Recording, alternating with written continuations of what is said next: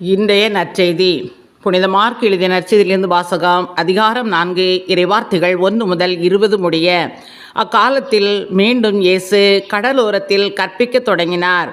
மாபெரும் மக்கள் கூட்டம் அவரிடம் ஒன்று கூடி வர அவர் கடலில் நின்ற ஒரு படகில் ஏறி அமர்ந்தார். திரண்டிருந்த மக்கள் அனைவரும் கடற்கரையில் இருந்தனர். அவர் ஊமைகள் வாயிலாக பலவற்றை அவர்களுக்கு கற்பித்தார். அவர் அவர்களுக்கு கற்பித்தது, இதோ கேளுங்கள். விதைப்பவர் ஒருவர் விதைக்கச் சென்றார். அவர் விதைக்கும் பொழுதே சில விதைகள் வழியோரம் விழுந்தன. பறவைகள் வந்து அவற்றை விழுங்கிவிட்டன. வேறு சில விதைகள் மிகுதியான மண் இல்லா பாறை பகுதியில் விழுந்தன. அங்கே மண் ஆழமாக இல்லாததால் அவை விரைவில் முளைத்தன. ஆனால் கதிரவன் மேலே எழ அவை காய்ந்து வேர் இல்லாமையால் கருகி போயின. மற்றும் சில விதைகள் முட்செடிகளிடையே விழுந்தன.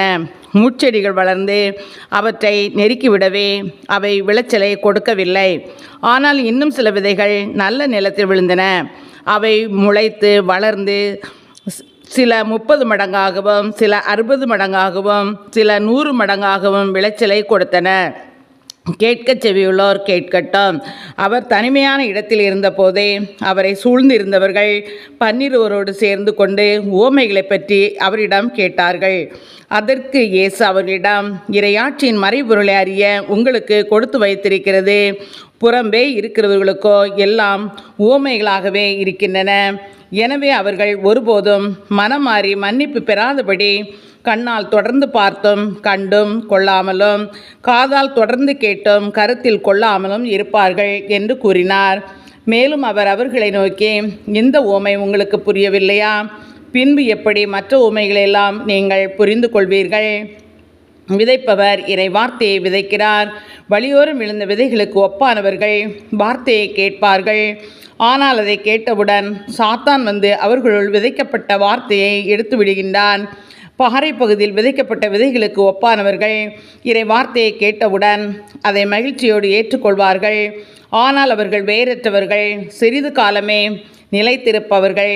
இறை வார்த்தையின் பொருட்டு இன்னலோ இடுக்கண்ணோ நேர்ந்தவுடனே அவர்கள் தடுமாற்றம் அடைவார்கள். முட்செடிகளுக்கு இடையில் விதைக்கப்பட்ட விதைகளுக்கு ஒப்பானவர்கள் இறை வார்த்தையை கேட்டோம் உலக கவலையும் செல்வமாயையும் ஏனைய தீய ஆசைகளும் உட்புகுந்து அவ்வார்த்தையை நெருக்கி விடுவதால் பயனளிக்க மாட்டார்கள். நல்ல நிலத்தில் விதைக்கப்பட்ட விதைகளுக்கு ஒப்பானவர்கள் இறை வார்த்தையை கேட்டு அதை ஏற்றுக்கொண்டு பயனளிப்பார்கள். இவர்களுள் சிலர் 30 மடங்காகவும் சிலர் 60 மடங்காகவும் சிலர் 100 மடங்காகவும் பயனளிப்பர் என்றார். இது கிறிஸ்துவின் நற்செய்தி. கிறிஸ்துவே